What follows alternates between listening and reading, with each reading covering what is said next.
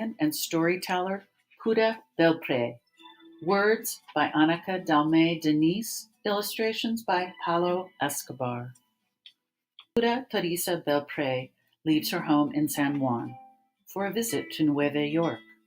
Words travel with her. Stories about abuela taught her. Stories her abuela taught her. Cuentos folklóricos, Puda retold in the shade of the tamarind tree in Puerto Rico. Now 19 seeds of the cuentos she carries. Manhattan, a city of hustle and bustle, bigger, louder, crowded, yet alive with hope and possibilities.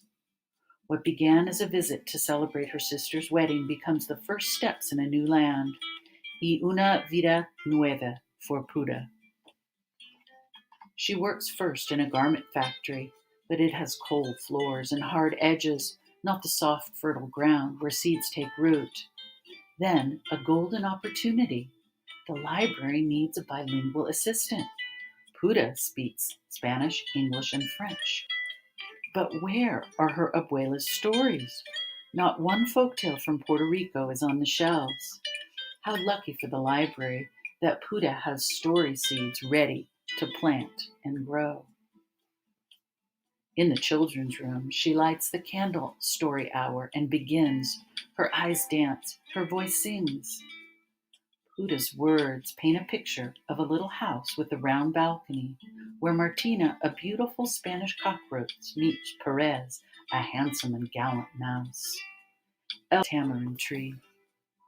When Puda's story's done, each child makes a wish on the candle, and with a wisp of air, whoosh, la vela is blown out. Now Puda has a wish too, to plant her story seeds throughout the land. Puda learns to make puppets. She snips and sews their clothes, paints their delicate faces. Families come to hear her folk tales in English and Espanol, to watch Puda's. But the library needs libros for their shelves. How can more children read Perez and Martina and other cuentos de Puerto Rico? Puda puts her story in an envelope and mails it to Frederick Warren, a publisher. Soon, Perez and Martina is a book. Now a published author, puppeteer, and storyteller, Puda travels from branch to branch, classroom to churches and community centers, planting her story seeds in the hearts and minds of children new to this island, who wish to remember their colors of home.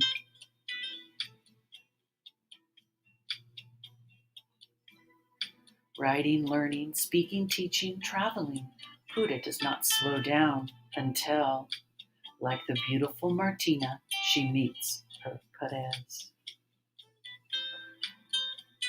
On a December day in New York, Puda marries the magician Clarence Cameron White.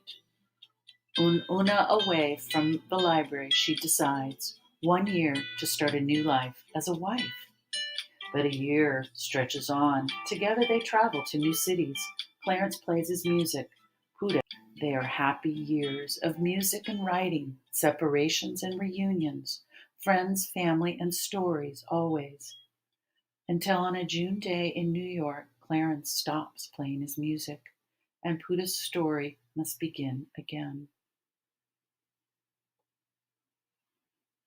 1961, Puda returns to the library.